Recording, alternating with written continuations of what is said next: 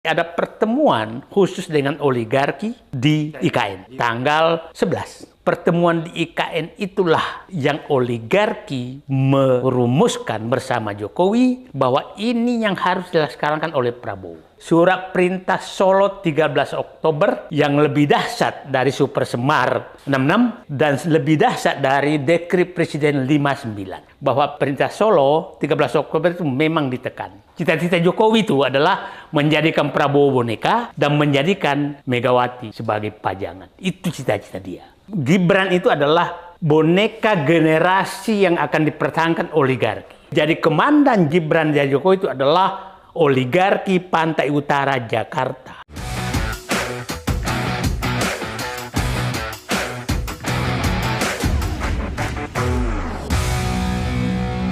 Selamat datang di channel Abraham Samad Speak Up.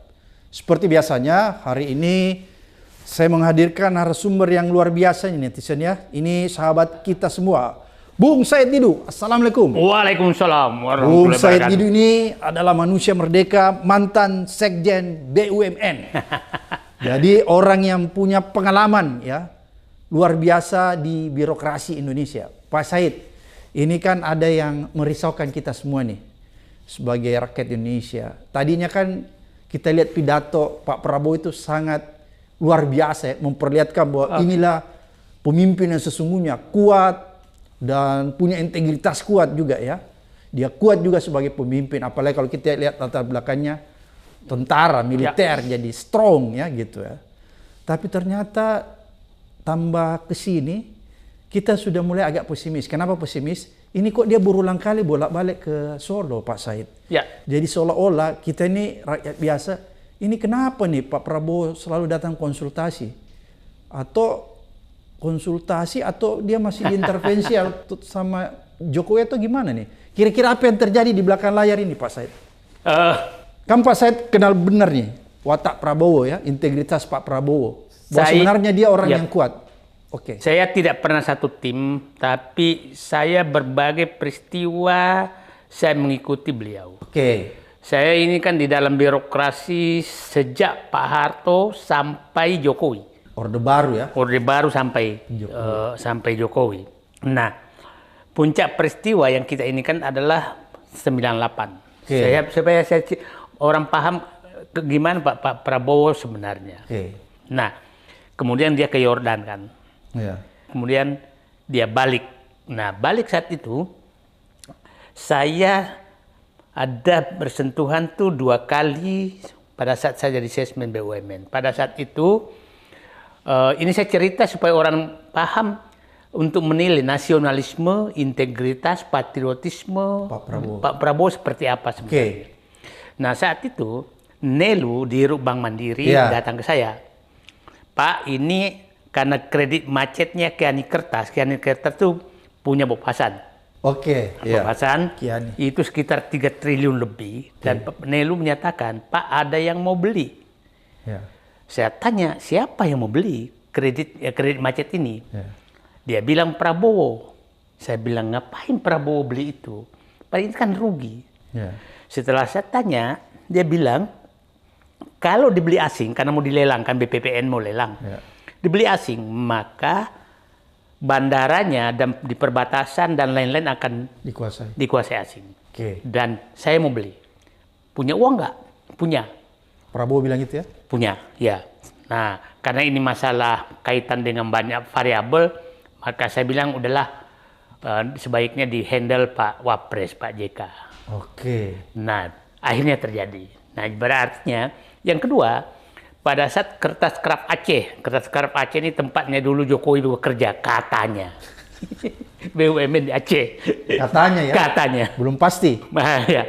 Terus kebetulan hutannya itu dikuasai juga oleh Prabowo. Bersama perhutani. Nah, setelah saya nego, nggak apa-apa diambil. Maksud saya, Pak Prabowo ini nasionalisme patriotismenya ada. Itu yang pertama. Jadi nggak apa-apa dia kuasai ya? Nggak apa-apa diambil BUMN. Jadi maksudnya dia mau berkorban untuk negara. Bukan seperti oligarki Taipan? Bukan. Nah, yang kedua, saya baca bukunya Itu ada transformasi Indonesia, paradoks Indonesia itu 3 seri, saya paham betul. Nah, sebenarnya, nanti kita bahas kenapa Pak Prabowo berubah dari buku itu. Kan sebenarnya sederhana kok buku paradoks Indonesia itu. Hanya 4 sebenarnya hal. 1, Pak paradoks Indonesia itu menyatakan, Indonesia kaya tapi rakyatnya miskin. Itu kan paradoksnya.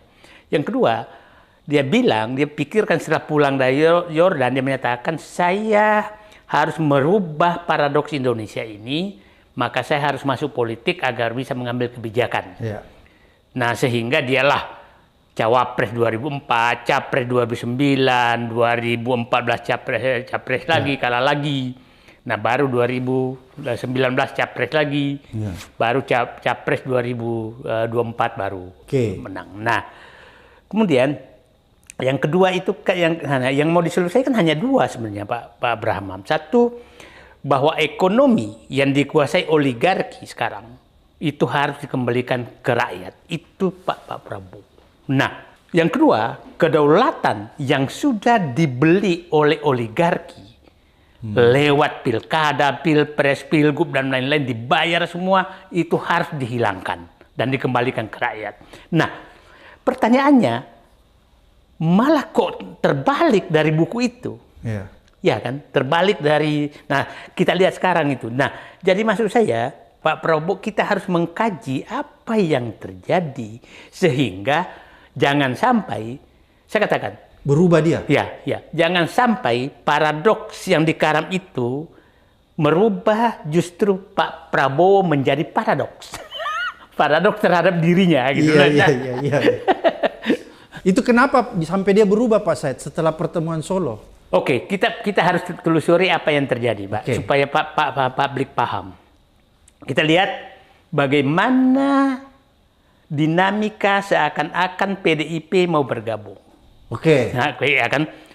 Udah ada nama menterinya 3, seakan-akan tinggal menunggu waktu. Dulu Abdullah Azwar Anas katanya, terus si Doli. Nah, terus kita lihat dinamika seperti apa. Kita lihat dinamika bagaimana dulu seakan-akan bargaining PDIP agar bergabung itu Anies tidak dicalonkan, jadi seakan-akan. Bargainingnya situ. Bargainingnya di situ. Oke, kau bergabung tapi Anies jangan jadi calon gubernur DKI. Nah, kita mulai dari situ. Terus tahu-tahu dan sebelum tanggal 10, kita harus ingat nih, tanggal 9 itu kan sampai tanggal 10 kan beredar nama-nama menteri kan. Nama menteri Prabowo. Dan saat itu kita masih melihat masih rasional, masih bagus, masih lumayan lah. Nah, ingat yang publik dia harus paham, ada pertemuan di IKN tanggal 10-11. Pertemuan presiden di situ. Dan saya dapat informasi ada pertemuan khusus dengan oligarki di IKN. Tanggal 11. Sebelum pelantikan Prabowo ya? Sebelum diturun perintah Solo. Surat perintah Solo istilahnya 13 Oktober.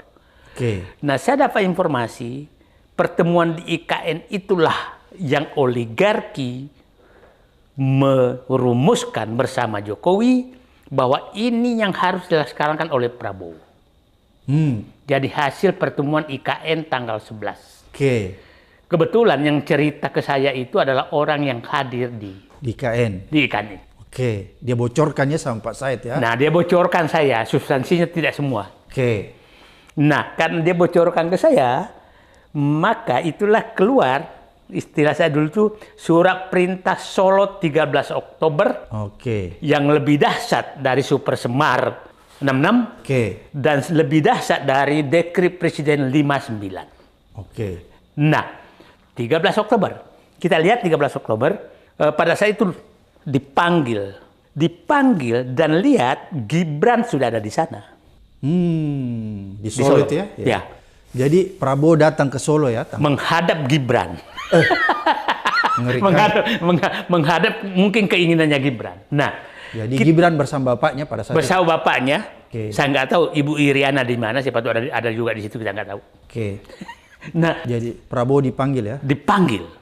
Nah, setelah dipanggil itu, mendadakkan semua. Iya.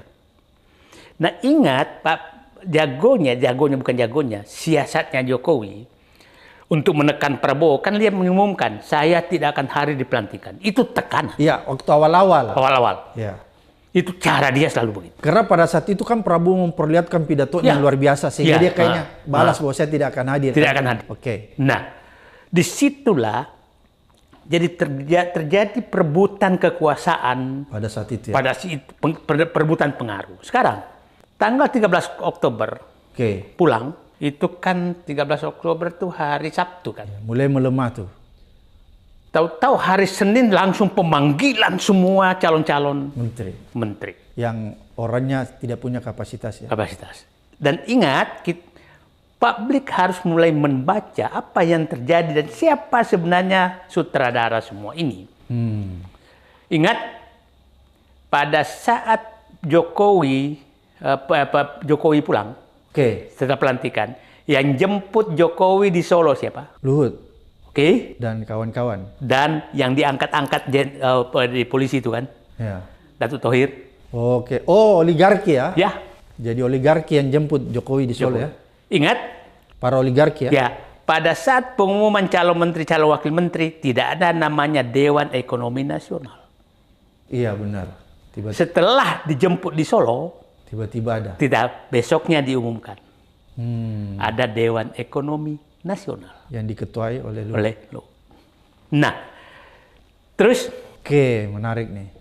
Jadi sekarang kita harus bahwa sebenarnya ini adalah perebutan kekuasaan baru terjadi sekarang. Berarti Pak Prabowo ini sedang disandra oleh Jokowi ya, kira-kira begitu? Itu ada 3 kemungkinan. Oke, apa tuh? Satu, dan saya tidak berharap ini terjadi. Bahwa ini adalah membagi kekuasaan. Oh, bagi-bagi. Yang tidak harus dilakukan. Yang kedua, bahwa ini tersandra. Yang ketiga, ini masih taktik Prabowo. Taktik perebutan kekuasaan. Sedang berstrategi perebutan kekuasaan. Lagi permainan ya? Permainan. Nah, saya sekarang tadi kan 3 alternatifnya. Bahwa memang dia tersandra oleh Jokowi. Ini tadi strategi.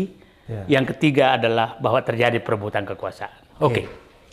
Tersandra dengan Jokowi ini kita harus bahas dengan karena saya punya informasi banyak, jadi saya bisa membahasnya. Nah, tersandra oleh Jokowi itu menurut saya kita harus baca bahwa itulah tersandra oleh oligarki. Oh, jadi yang menyandra Pak Prabowo ini Jokowi dan oligarki? Ya. Jokowi disandra oleh oligarki dan oligarki. Begini, kita harus tahu kepentingan Jokowi adalah ingin menjadi Raja Jawa. Kepentingan oligarki adalah ingin menguasai Raja Jawa.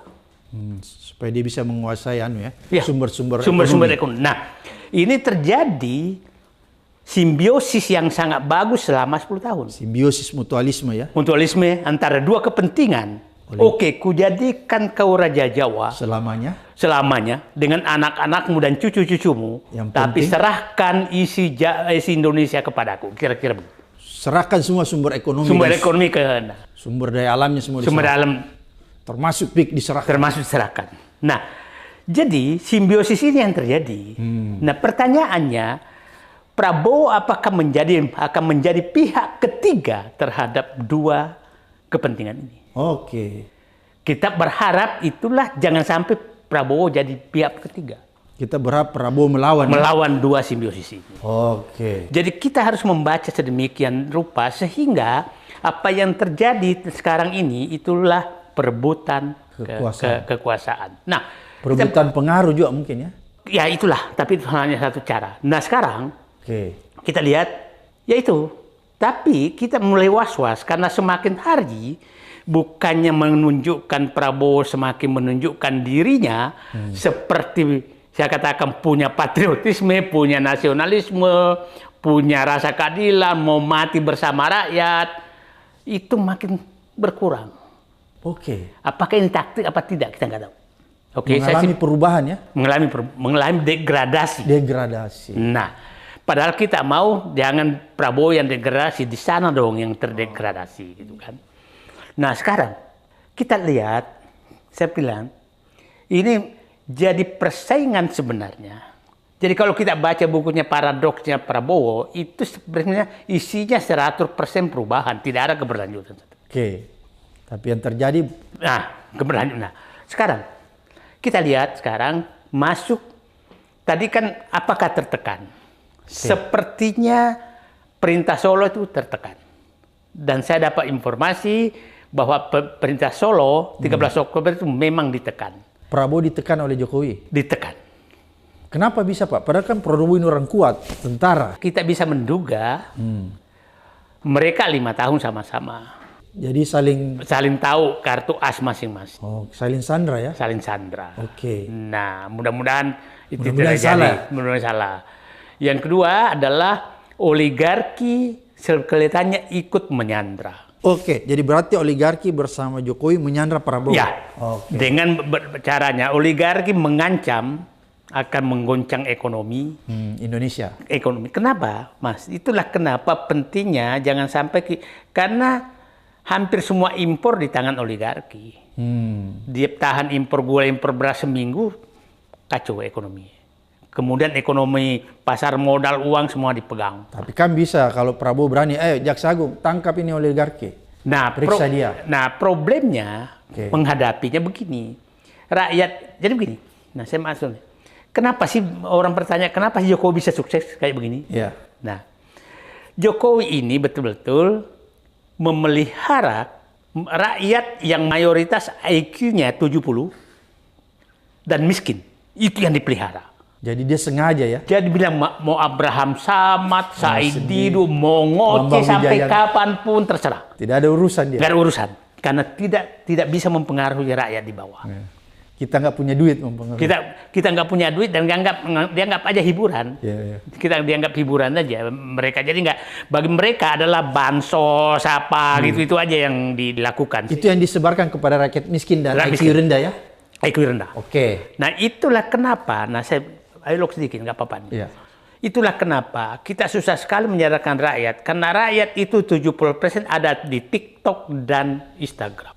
Iya. TikTok, Instagram itu tempat orang-orang sambil nunggu Gojek nonton, tidak pakai otak sama sekali, dan mereka bermain di situ. Dan itulah tempatnya Gibran dan kawan-kawan main. Nah, sementara, saya belok sedikit. Pak Prabowo pernah menyatakan, saya heran katanya, elit-elit ini datang di ruang AC podcast. Termasuk Pak Said ini. Termasuk Pak Said, Pak Abraham Samad, apa lain. Bambang Wijayanto. Nah, Pak Presiden Prabowo yang terhormat, lewat forum terhormat ini saya sampaikan bahwa orang-orang, bersyukurlah orang-orang yang punya integritas ini mau membuat podcast untuk menjalankan rakyat. Memberi edukasi. Memberikan edukasi. Pak Abraham Samad, Bambang Wijoyanto, Novel Baswedan, Refli Harun, dan lain-lain, Akbar Faisal, semua bikin podcast orang-orang yang tidak bisa dibeli. Nah akhirnya pilar demokrasi masih ada. Karena apa? Mohon maaf, bapak-bapak sudah memenjarakan semua media online oleh Jokowi selama 10 tahun terakhir. Jadi media mainstream sudah dibungkam oleh Jokowi? Dibungkam dengan hukum dan iklan oleh oligarki. Oke. Jadi tidak berdaya? Tidak berdaya. Untung ada media sosial. Ada media sosial. Media sosial nggak bisa dikontrol karena orang ini bukan cari uang. Nah sekarang kebebasan pers nggak ada karena dibungkam. Coba aja masalah PSN PIK 2 nggak bisa terbuka di publik karena diancam oleh sponsornya, nggak bisa dikasih iklan apa. Jadi masalah PSN tidak pernah diberitakan di media mainstream. Silang diancam hukum, diancam macam-macam. Oke, kita masuk ke tadi. Yang lain. Nah sekarang Sandra itu apakah bisa lepas? Saya selalu membayangkan Pak Prabowo ini menghadapi 3 piring bubur panas. Bubur panas pertama oligarki. Bubur panas kedua politik, bubur panas ketiga adalah Jokowi. Oligarki sama Jokowi. Oh, Jokowi bersatu sama oligarki. Nah, Jokowi mengendalikan nih. Bubur ketiga, bubur panas hukum. Jadi Jokowi yang kendalikan semua. Kendalikan semua. Oke. Nah, apakah Prabowo berhasil memakan bubur panas ini tidak melepuh lidahnya? Maka kita harus membantu Prabowo menyiapkan sendok-sendok yang aman. Makanya kita save Prabowo. Save Prabowo. Itu yang kita harus lakukan. Kita lakukan. Nah, ini oligarki. Oligarki ini ancamannya macam-macam. Nah, apakah Pak Prabowo mau tunduk ke oligarki? Kita lihat begini. Sekarang orang melihat yang dibawa ke Cina kemarin, oligarki. Saya melihat ada perimbangan berubah, makanya saya diam dulu melihat. Oh, karena ada pengusaha-pengusaha pribumi. Bukan oligarki yang mengendalikan yang saya anggap ada di bawah bubur panas ini. Oke, paham. Karena begini, kita harus paham itu. Orang-orang di bawah itu orang-orang yang berbisnis di sektor real. Yang kemarin dibawa ya? Yang dibawa, bukan pengambil tanah rakyat. Oh, oke. Bukan pengambil hutan rakyat. Bukan pengembang ya? Bukan pengambil perkebunan. Dia orang-orang industrialis. Bagi saya, itu oleh pengusaha seperti itu yang dibutuhkan Indonesia. Pengusaha benaran ya? Jadi orang kalau udah masuk industri, itu pasti pengusaha benar. Oke. Jadi, nah makanya kalau Bung Abraham lihat, saya dia melihat, karena saya lihat komposisi yang datang ini masih seimbang. Bukanlah perampok milik rakyat. Masih seimbang? Masih. Ya. Nah, kalau orang pengusaha sudah masuk industri, saya hormati. Oke. Ya kan? Tapi kalau hanya ngambil tanah rakyat, nah itu. Siapa tahu bubur panas ini sedang diolah. Bubur panas pertama. Diolah sama Pak Prabowo ya? Ya. Oke. Bubur panas kedua ini adalah politik. Bubur panas kedua ini politik ini kan hampir terjadi diambil alih semua Jokowi. Pada saat mau mengganti semua partai-partai kan, tapi gagal karena ada demo besar 22 Agustus. Darurat konstitusi. Darurat konstitusi. Kalau itu tidak terjadi, maka Jokowi akan menjadikan Prabowo boneka dan Megawati sebagai foto yang dipasang sama dia. Kan itu tidak terjadi. Cita-cita Jokowi itu adalah menjadikan Prabowo boneka dan menjadikan Megawati sebagai pajangan. Itu cita-cita dia. Kejam banget ya? Ya. Nah, bubur ketiga adalah hukum.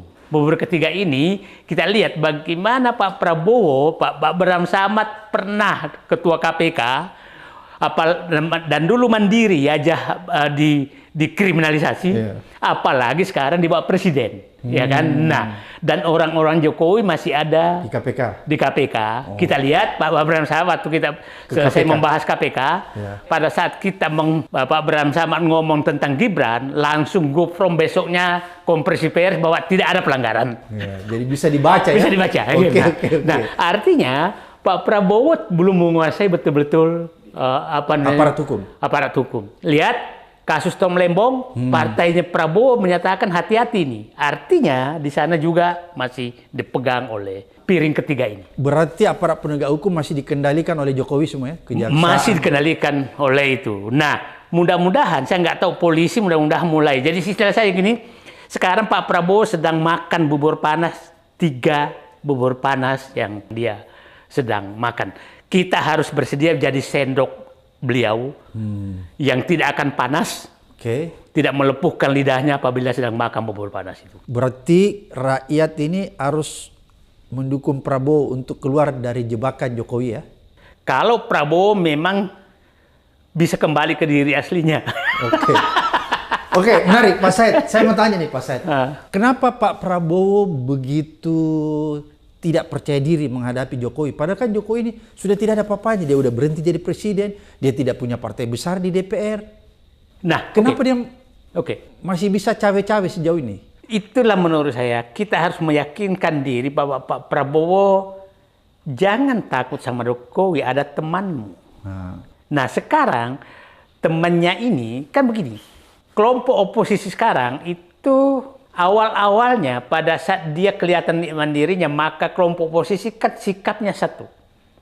Dukung Prabowo tapi harus lepas dari Jokowi. Ya kan itu awalnya.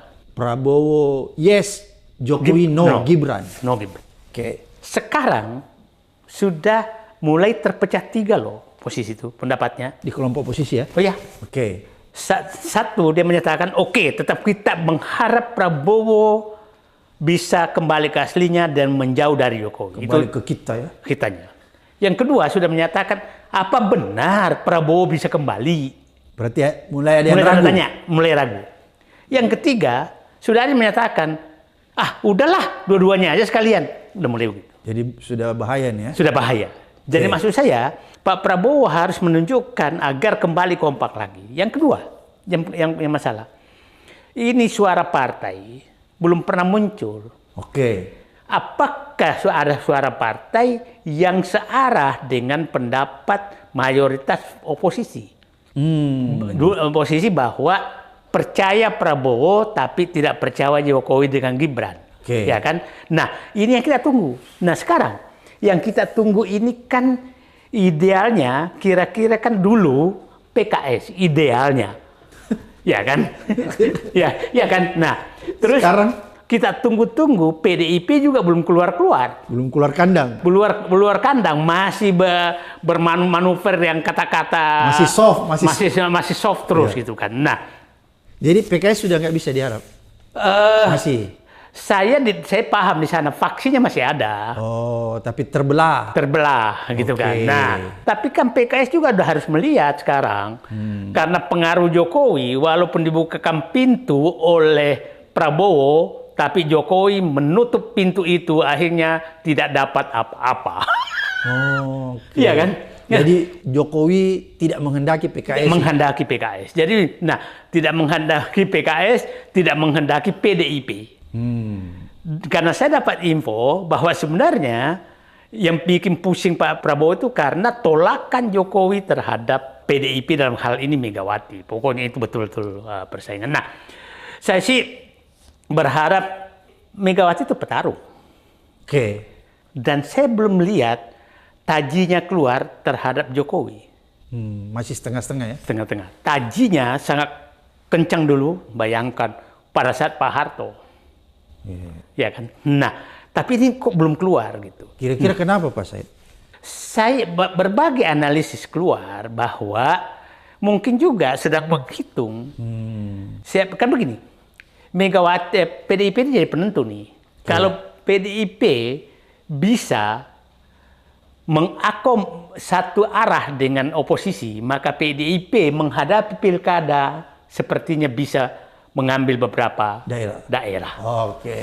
Tapi kalau dia terlambat, maka lewat juga. Jadi menurut saya ini hari-hari yang sangat penting bagi PDIP menunjukkan bahwa kami memang partai wong cilik yang melawan oligarki yang dipimpin oleh Jokowi, yang faktanya minta maaflah PDIP bahwa faktanya petugas partai kami ternyata menyengsarakan rakyat dan membagi-bagi tanah ke oligarki. Itu harus keluar dari PDIP. Nah, pada saat itu Prabowo mungkin melihat kalau PDIP sudah menyatu dengan oposisi, dengan Prabowo dan oposisi. Dari oposisi mungkin Prabowo ini memang Jokowi ini memang harus disingkirkan untuk menyelamatkan bangsa ini. Nah, jadi ini jangan terlalu ini saling menunggu bola gitu. Kenapa sih kan begini, PDIP itu pemenang pemilu. Partai besar dan tahan uji. Kenapa sekarang menghadapi Jokowi kok menjadi, mohon maaf, banci kaleng? Iya. Itu masih ragu-ragu. Masih ragu-ragu terus. Nah, itulah kira. Nah, sekarang saya mau masuk, Mbak. Tadi kan yang kedua itu kan persaingan perebutan kekuasaan. Antara oligarki dengan Prabowo. Oligarki ini Jokowi itu hanya alat oligarki. Boneka oligarki. Gibran itu adalah boneka generasi yang akan dipertahankan oligarki. Sudah dipersiapkan. Sebagai boneka. Jadi kalau kita menganalisis itu, saya bilang jalur kemarin menteri dengan wakil menteri dengan pejabat lain itu ada 5 jalur masuk. Birokrat, profesional, politisi, kemudian jalur oligarki sendiri, kemudian jalur dinasti yang langsung Jokowi, dan jalur juru pemaki-maki. Oke, oke, oke. Ini tukang maki aja. Ya, oke, itu yang masuk ya. Ini masuk. Nah, 3 jalur ini jalurnya Gibran. oligarki, Gibran.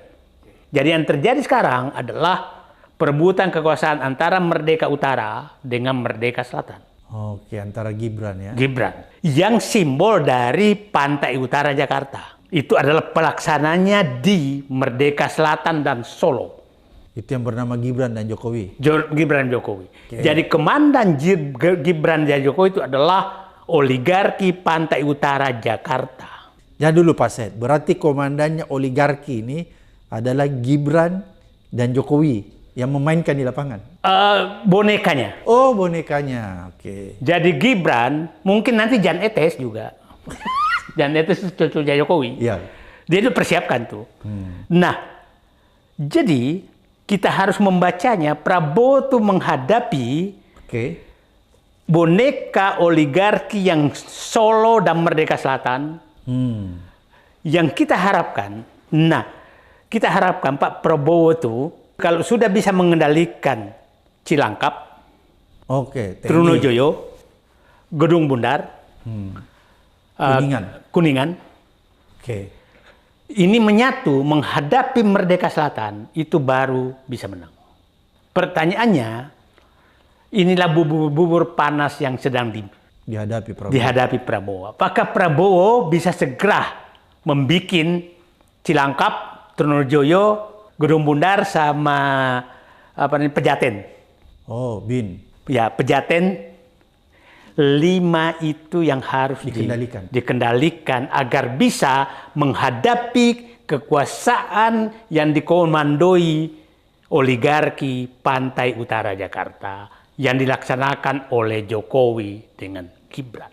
Nah, jadi Pak Prabowo harus menguasai, saya ulangi, Cilangkap, Trunojoyo, Pejaten, Gedung Bundar, dan Kuningan. Oke. Nah, itu yang harus dikuasai. Ditambah satu, ketua-ketua umum partai politik. Kalau memang nggak ini, itu harus dikuasai juga. Dan 6. Oke. Itu 6 yang harus dikuasai. Kalau dia sudah kuasai itu, baru dia boleh menyingkirkan perlahanan kekuasaan Jokowi dan Gibran. Ya, itu yang ini kan. Nah, saya sih berharap ini bisa terjadi semua apabila PDI Perjuangan keluar kandang untuk menyelamatkan bangsa. Kita harus hormati Pak Abraham lah. Okay. Kalau lepas orang suka apa tidak suka, kalau Megawati tidak ada dan tidak bertahan mempertahankan konstitusi, maka memang bangsa ini kemungkinan sudah dihancurkan oleh Jokowi. Kita harus kita harus akui ya. Kita harus akui. Okay. Suka apa tidak suka, itulah faktanya. Gitu. Oke. Berarti sekarang syaratnya bahwa kalau mau menyelamatkan Prabowo, save Prabowo dari cengkraman Jokowi dan oligarki, Ibu Mega harus keluar dan PDIP dari kandang. Nah, maksud saya juga komunikasi sama teman-teman di sana. Oke. Saya mengerti posisi politiknya, tapi saya bilang terlalu lama itu begini. Tidak mungkin kalau Anda terus pakeu. Menghadapi orang yang tidak punya etika, tidak punya moral, tidak punya landasan nasionalisme, maka Anda akan dimakan. Jadi jangan berharap bahwa timbul kesadaran dari geng Jokowi, Gibran, dan oligarki tidak akan memakan Anda. Tidak akan memakan Anda. Ingat, Pak Harto orang menyatakan dulu bahwa dia otoriter, tapi pernahkah dia menyentuh kehidupan oposisi? Enggak. Taufik Kemas bisa berbisnis, Megawati enggak pernah mau masuk ke situ. Jadi maksudnya dia enggak pernah matikan bisnis. Enggak pernah mematikan. Orang-orang yang kontrak pada Pak Harto dulu itu disekolahkan. Seperti Rizal Ramli. Itu kan orang-orang yang ini semua pas pulang. Jadi tidak pembunuh. Tidak dibungkam. Nah, sekarang coba aja Pak Jokowi lah. Mahasiswa itu langsung dibungkam. Langsung dibungkam dengan bukan dengan ancaman saja, dengan uang gitu kan. Rusakan semua. Jadi maksud saya, ini harus menghadapi taktiknya dia jangan sungkan. Karena dia nggak pernah sungkan. Tidak boleh ibu pakai ibu. Nggak pernah pakai ibu. Langsung dihajar. Langsung dihajar. Pak Abraham, saya sampai ingin, kok ada orang yang seperti ini kurang ajarnya nggak ketulungan. Jadi bayangkan ya, waktu anaknya mau jadi wali kota Solo, maka Megawati memberikan karpet merah itu dan mencoret kader terbaiknya. Ya kan? Waktu mantunya mau jadi wali kota Medan, itu dilakukan hal yang sama oleh Megawati. Tapi pada saat dia dapat, maka dia memunggungi dan melawan Megawati. Itu saya nggak masuk di akal sehat. Nggak masuk di akal sehat. Jadi kalau masih ada orang menyatakan orang ini baik, di mana baiknya? Mengkhianati orang yang membesarkan seluruh keluarganya loh dibesarkan. Tapi dilawan. Nah sekarang selalu orang menyatakan di balik itu, dia balik begini sekarang, bahwa seakan-akan dia melawan Megawati terhadap hal-hal yang dilakukan oleh partainya untuk memperbaiki bangsa. Itu dilakukan itu. Ya kan? Itu selalu. Nah, itu di elit selalu dikatakan itu. Untung ada Jokowi katanya. Karena kalau enggak ini berkuat. Kalau memang itu artinya kebijakan Jokowi untuk rakyat dong. Tapi faktanya kebijakan Jokowi yang meninggalkan PDIP semua untuk konglomerat. Untuk kepentingan oligark ya? Kepentingan oligark. Tidak ada untuk rakyat. Terus di mana Anda bisa membenarkan bahwa justru Jokowi mengoreksi PDIP? Jadi nggak benar ya? Nggak benar. Itu adalah kamuflase yang dilakukan pendukungnya. Bahwa seakan-akan untung ada Jokowi melawan PDIP sehingga negara ini lurus. Ini apa? Dibalik-balik ya? Dibalik-balik. Oke, berarti kalau begitu Pak Said, apa yang kita harus lakukan bahwa kita harus bisa memisahkan ya antara Prabowo dan Jokowi agar supaya Jokowi tidak mencengkram terus Prabowo ini ya? Nah itu saya pikir saya juga diskusi dengan teman-teman di sekitar Prabowo. Nah mereka memang juga lagi sedang. Ini ada apa yang terjadi sebenarnya? Ada apa yang terjadi? Kaget juga mereka. Kaget sebenarnya. Dan kita harus juga mewaspadai. Siapa tahu Jokowi sudah menyusupkan orang ke sekitar Prabowo. Tapi saya melihat begini.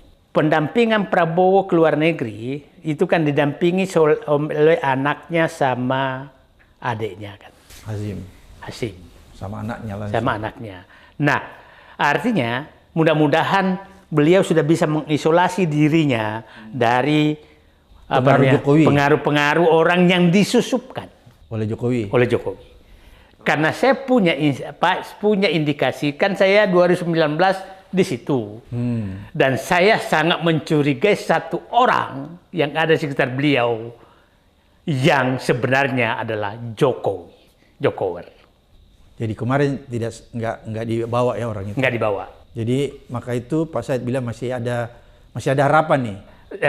Saya nggak tahu, siapa tuh sedang makan bubur panas. Oke, menurut kacamata Pak Said nih, Pak Said melihat masihkah kita bisa selamatkan Prabowo dari cengkraman oligarki dan Jokowi?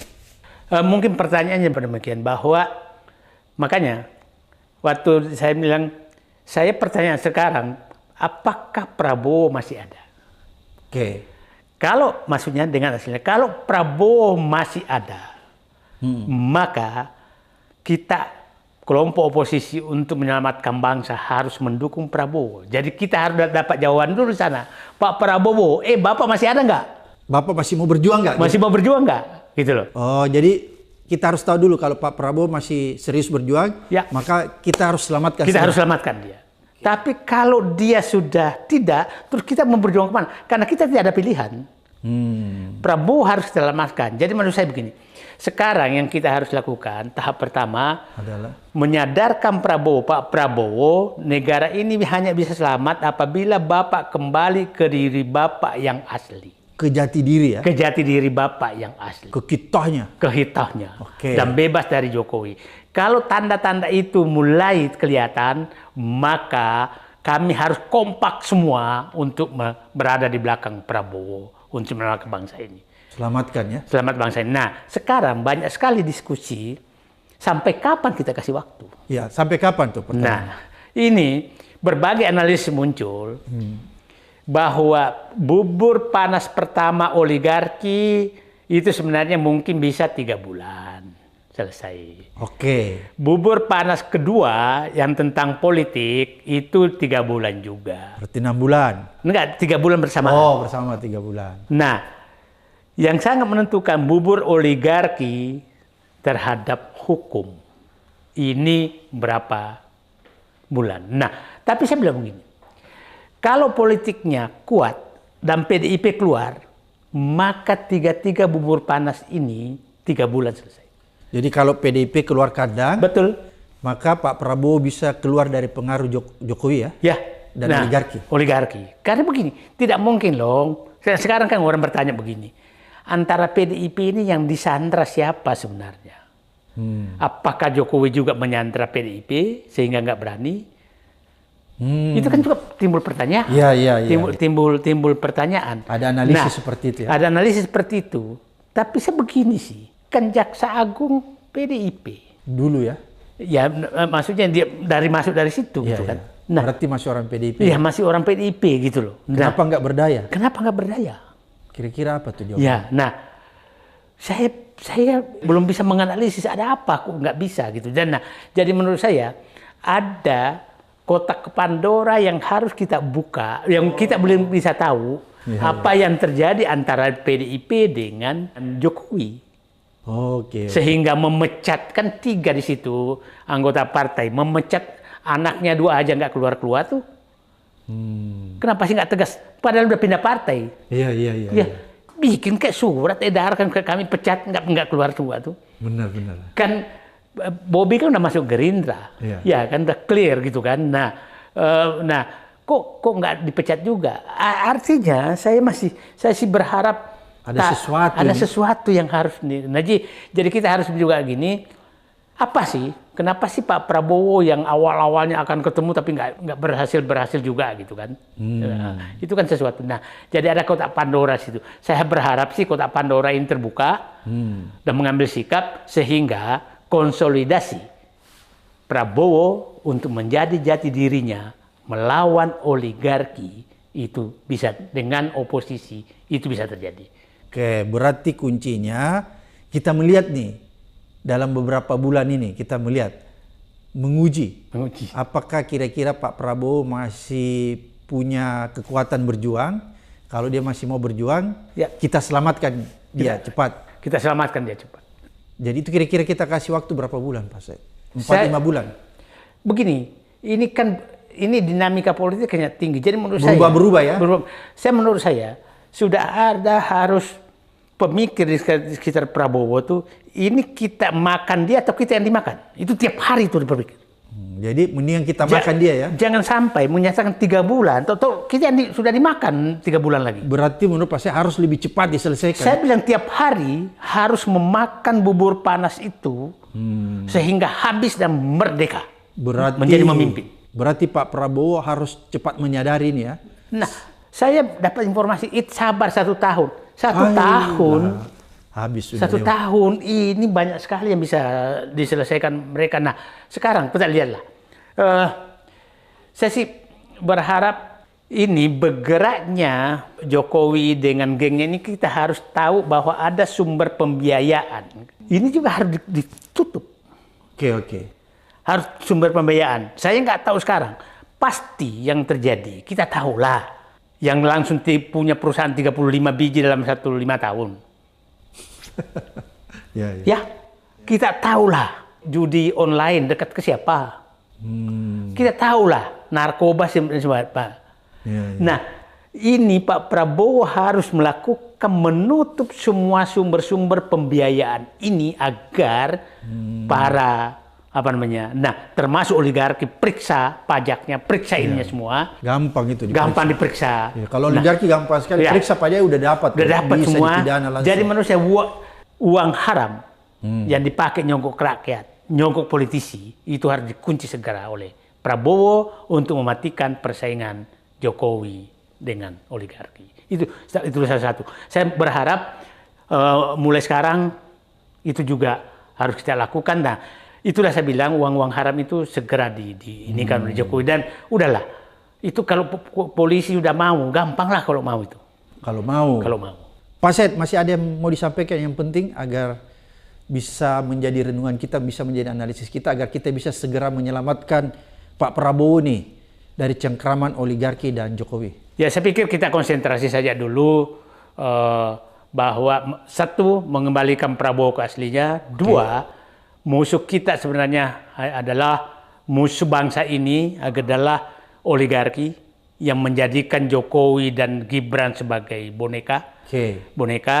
Dan yang kita harus selesaikan tadi, makan 3 bubur panas. Dan kesimpulannya, Pak, ini harus memakan bubur panas segera, bagaimana menguasai, menyingkirkan oligarki, bagaimana menyelesaikan masalah politik orang-orang parpol yang munafik-munafik ini. Yang ketiga adalah masalah hukum, dan saya berharap Pak Prabowo segera menguasai tadi 6, Cilangkap, Trunojoyo, Pejaten, Gedung Bundar, kemudian Kuningan dan Senayan. Itu harus dikuasai oleh Prabowo untuk membersihkan pemerintahannya. Dan menurut saya yang paling kita tunggu adalah PDIP muncul untuk menebus dosanya terhadap kadernya yang namanya Joko Widodo yang merusak negeri ini selama 10 tahun. Berarti kita segera berharap Ibu Mega mengambil satu tindakan untuk keluar dari kandang PDIP agar bisa turut serta bersama oposisi untuk menyelamatkan Prabowo dari cengkraman Jokowi. Kira-kira seperti itu? Ya, dan saya pikir kalau PDIP keluar itu, maka sikap oposisi yang mulai terpecah itu akan kembali satu bersama Prabowo menyingkirkan penguasaan oligarki dari bumi Indonesia sebagaimana yang dicita-citakan oleh Prabowo. Dan menyingkirkan Gibran dan Jokowi. Luar biasa nih netizen apa yang disampaikan Pak Said Didu, manusia merdeka, betul-betul mencerahkan kita, menuntun kita untuk melihat sebuah kebenaran agar supaya kita bisa tersadar dan bertindak melakukan sesuatu agar negara ini bisa terselamatkan. Sampai ketemu di episode berikutnya di Abraham Samad Speak.